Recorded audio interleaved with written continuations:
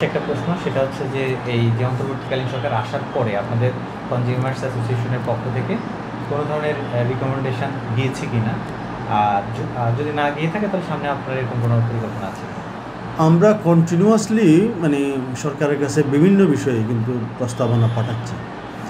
দুর্ভাগ্যজনক হলো যে আমরা আগে সরকারের সময় এরকম প্রস্তাবনাগুলো দিই, স্মারকলিপি দিই অথবা কোনো চিঠি গিয়ে দিয়ে দিচ্ছি, এগুলো সরকারের যথাযথ কর্তৃপক্ষ কিন্তু সেগুলো আমলে নিচ্ছে না। ভাইরাস বিসিসিআই যখন তারা কোনো প্রস্তাবনা দিচ্ছে এটা সঙ্গে সঙ্গে হয়ে যাচ্ছে, অথবা ধরেন সয়াবিন তেলের আমদানিকারকরা কোনো ধরনের প্রস্তাবনা দিলে এটা সঙ্গে সঙ্গে সরকার অ্যাকসেপ্ট করে নিচ্ছে।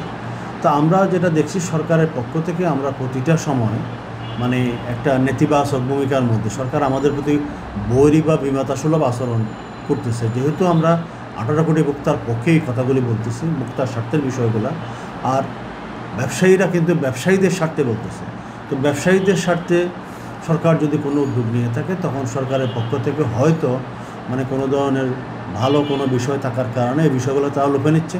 আমরা যে প্রস্তাবগুলি দিচ্ছি 18 কোটি ভোক্তার পক্ষে, এটা সরকার সেভাবে দেখছে না, হয়তো বা লোভ করছে, যেটার কারণে ভোক্তা হিসেবে বাংলাদেশের ভোক্তারা প্রতিনিয়ত ক্ষতিগ্রস্ত হচ্ছে।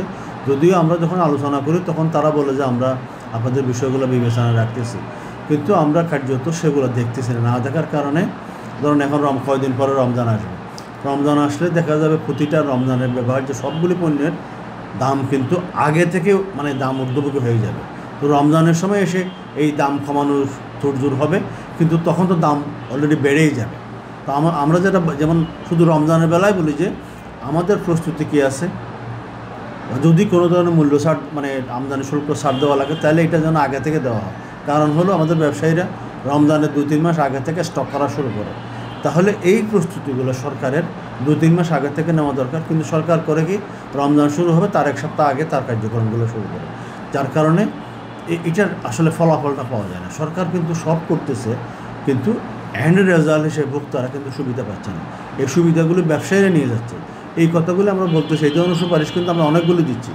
তো এক্ষেত্রে রমজান উপলক্ষে আমাদের হলো যে সরকারের সুবিধাগুলি যেন ভোক্তা পর্যায়ে যায়, সেটার জন্য আগে থেকে যেন সরকার মেজারগুলো নিয়ে থাকে। এটা ঠিক একদম রমজান আসলেই নিবে তা কিন্তু নয়।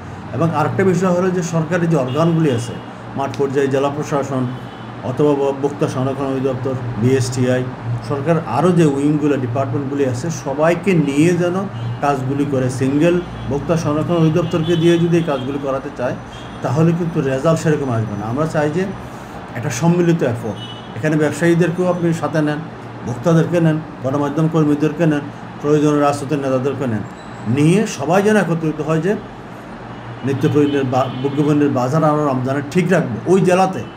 এই ধরনের ইনিশিয়েটিভগুলো জেলা প্রশাসন নেতৃত্বে নিতে পারে, তাহলে যদি হয় তখন কিন্তু এটা অবশ্যই একটা ইতিবাচক প্রভাব আসবে। এই ধরনের সমষ্টিগত উদ্যোগগুলো চাইলে সরকারের পক্ষ থেকে নিতে পারে। যেহেতু সরকার এখন চেয়ারে যারাই আছে তারা চাইলে এই মেসেজগুলি সাধারণ মানুষের কাছে, ব্যবসায়ীদের কাছে, যারা এই ধরনের অপকর্মের সাথে জড়িত তাদেরকে নিয়েও এগুলো করতে পারে।